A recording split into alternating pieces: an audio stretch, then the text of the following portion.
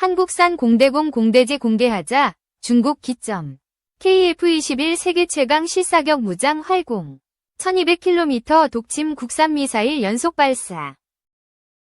2018년부터 국방과학연구소 주도로 개발이 시작되었으며 현재 LIG 넥스원, 한화에어로스페이스 등이 참여하여 개발하고 있다.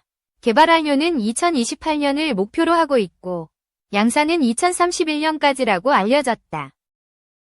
성능과 디자인에서 독일의 타우러스 미사일 및 미국의 AGM-158JASSM의 장점을 적절히 융합하여 설계한 것이 특징이다. 타우러스 미사일처럼 이중 탄도 구조를 차용하였으며 전반적으로 스텔스 디자인도 강화한 것으로 보인다.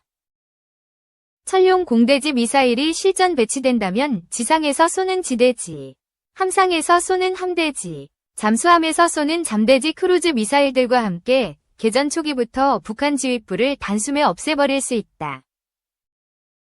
특히 천룡 공대지 미사일에는 지하 벙커를 파괴할 수 있는 관통탄도 기능도 갖추게 되어 지하갱도에 있는 북한 지휘부도 괴멸시킬 수 있을 것으로 보인다. 3.1. 개발 과정, 편집. 군은 2010년대 독일의 타우러스 시스템즈에서 KEPD-350 공대지 미사일을 추가 도입하는 과정에서 2차 사업으로 장거리 공대지 미사일을 국산 기술로 만드는 한국형 타우러스 개발 사업을 계획했다.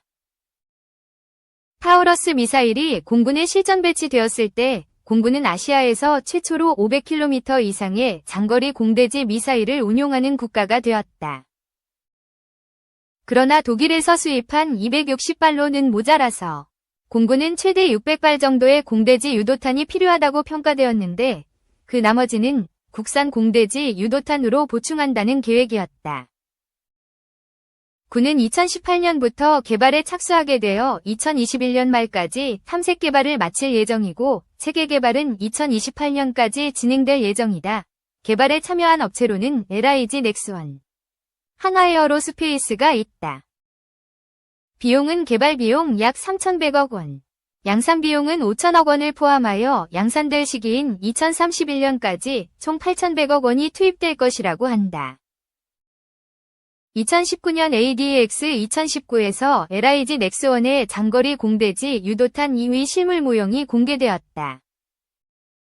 2021년 서울 ADX 2021에서 장거리 공대지 유도탄 2위 이름은 천룡이라는 이름으로 밝혀졌다. 2021년 8월에서 9월 총 3차례 F4 팬텀 2 전투기를 띄워서 유도탄을 분리하는 시험을 했는데 3차례 모두 성공했다고 한다. 주 운용 플랫폼은 KF-21 보라매로 예정되어 있으며 그 외 다른 플랫폼도 운용할 수 있게 만들어야 한다고 주장하는 기사도 있다. 존재하지 않는 이미지입니다. 2021년 9월 15일 국방과학연구소의 종합연구소에서 천룡 미사일의 항공기 분리 시험이 성공했다고 발표되었다. 보도에 따르면 천룡 공대지 미사일은 비행 중인 F4 팬텀 II에서 분리되어 날개를 펼치고 안정적으로 표적을 타격했다고 한다. 이때 발사체의 점화 없이 글라이딩만으로 표적을 명중시키는 모습을 보여줬다. 공대함 미사일 파생형이 개발될 가능성이 있다고 한다. 개발 주도는 국방과학연구소 주관으로 진행될 것이다. 이전에는 연구개발 주관을 방산업체로 전환할 것으로 검토했지만 사업 여건, 비용, 전력화 시기, KF-21 외 타격 능력 적기 확보 필요성을 고려해 에드 주관으로 계획을 확정했다. 2022년 12월 12일 장거리 공대지 미사일 체계 개발에 착수했다. 2. 보잉 파업의 날벼락, 전투기도 생산 지연. 보잉의 파업 장기화로 5,400여 대의 항공기 생산이 밀려있는 데다 전투기 생산마저 차질을 빚고 있다. 하마스, 헤즈볼라에 이어 이란과 교전까지 벌인 이스라엘의 경우 미국 정부까지 움직여 전투기 인도를 독촉하고 있는 상황이다. 보잉은 주식과 채권 판매를 통한 대규모 유동성 확보로 경영위기를 타개해보겠다는 입장이지만 파업이 계속 이어질 경우 민간과 군수 분야 모두 큰 타격이 불가피해졌다. 보잉 노조 소속 기계공 33,000여 명을 중심으로 지난달 13일 현지 시간부터 시작한 파업이 한 달을 넘기면서 항공기 생산 중단에 따른 피해 규모가 확대되고 있다.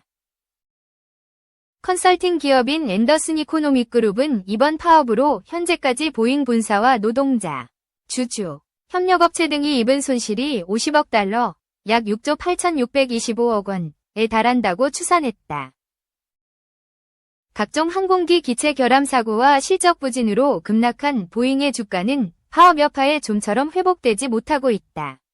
연초 251.76달러로 시작했던 보잉의 주가는 현재 150달러 선에 머물고 있다.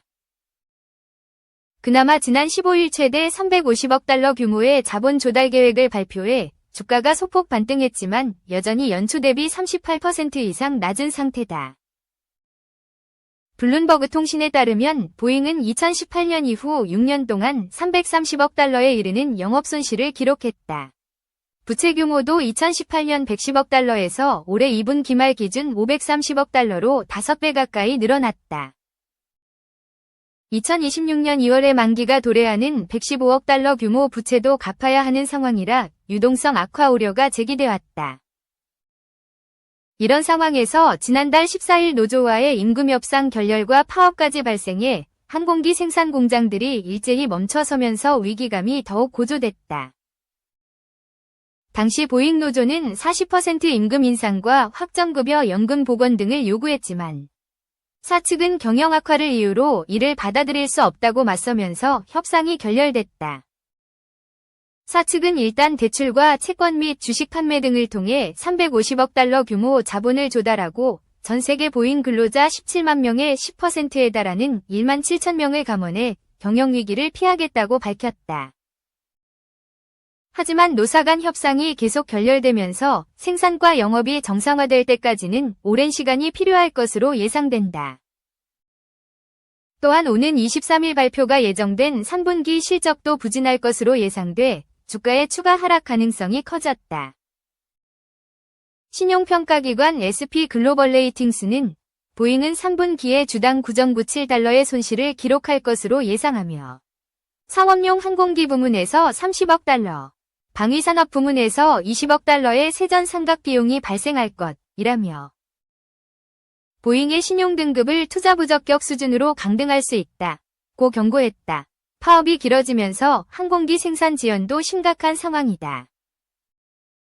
주력 기종인 보잉 737 맥스와 함께 보잉 767, 777 등 여객기 생산이 중단됐고 보잉 789 드림라이너 공장에는 부품 공급에도 차질이 생기고 있다.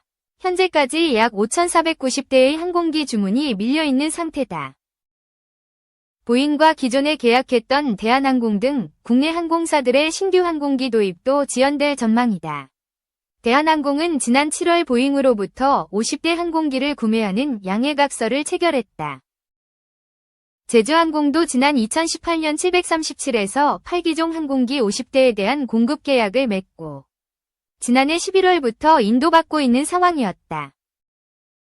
진에어와 티웨이 항공, 이스타 항공 등도 737기종 등 보잉 항공기 도입을 계획 중이었다. 해외 항공사들도 항공기 생산 지연에 난항을 겪고 있다. 대만 항공사인 중화항공은 보잉 777기종 화물 항공기의 인수 지연에 직면했다. 홍콩 캐세이 퍼시픽과 독일 루프트한자에서는 항공기 인도 지연에 대비해 기존 항공기를 개조해 운영할 계획이라고 밝혔다. 방산 분야는 생산 지연이 더 심각하다. 이미 주문이 완료된 전투기들이 제때 생산되지 못해 중동 지역 전쟁에도 영향을 미치고 있다. 특히 이스라엘 정부가 크게 반발하고 있다. 미국의 방위시장 조사업체인 포캐스트 인터내셔널에 따르면 이스라엘 정부는 지난 8월 50대를 주문한 보잉 F-15EX 전투기의 생산 속도를 높이라며 미국 정부와 함께 보잉에 압력을 가하고 있다. 포캐스트 인터내셔널은 이란의 방공망 타격을 준비 중인 이스라엘 입장에서 폭장력이 우수한 F-15EX 인도는 다급한 상황이라며 이스라엘 공군은 이란이 러시아의 S-400 방공망을 먼저 입수해 배치할까봐 F-15EX 전투기 수입을 서두르려 하고 있다고 전했다. F-15EX 전투기뿐만 아니라 보잉 방산 분야에서 생산하는 PA 초계기, KC-46A 공중급유기와 E7 조기경보통제기 등 다양한 형태의 군용기 생산도 파업으로 일제히 멈춰진 상태다. 사우디아라비아와 카타르 중동 산유국들은 전투기 인도 지원 가능성이 높아지자 서로 먼저 인도된 생산량을 확보하려고 치열한 경쟁을 벌이고 있다. 3. 중국 드론 업체. 미 국방부 제소. 중국군 관련 업소. 미국의 블랙리스트 명단에 오른 중국의 무인기, 드론, 제조업체 DJI가 미 국방부를 상대로 소송을 제기했습니다. 로이터 통신에 따르면 DJI는 최근 워싱턴 DC 연방법원에 제출한 소장에서 미 국방부가 자사를 중국의 군과 협력하는 업체로 오해해 제재 대상으로 지정했다고 주장했습니다. 특히 미 국방부의 불법적이고 잘못된 결정으로 계약이 끊기고 국가 안보를 위협하는 회사로 낙인 찍혔다며 DJI는 중국군이 소유하지도 중국군의 통제를 받지도 않는다고 밝혔습니다. DJI는 세계 최대 드론 제조사로 미국 내 상업용 드론의 절반 이상을 차지하고 있습니다. 앞서 국방부는 지난 2022년 DJI 등 13개 중국 기업을 중국인민해방군과 관련 있는 기업이라며 제재 대상으로 지정한 바 있습니다. 로이터 통신에 따르면 미 국방부는 이번 소송과 관련해 입장을 밝히지 않았습니다. 현재 DJI는 미국에서 많은 압박을 받고 있습니다. 미국 세관국경보국은 일부 DJI 제품이 위구르 강제노동방지법을 위반했다는 이유로 해당 제품의 미국 수입을 막고 있는 것으로 전해졌습니다. 또 미 하원은 미국 내에서 DJI의 새 제품이 운용되지 못하도록 하는 법안을 통과시켰으며 미 상무부도 유사한 조치에 대한 의견 수렴 절차를 밟고 있습니다.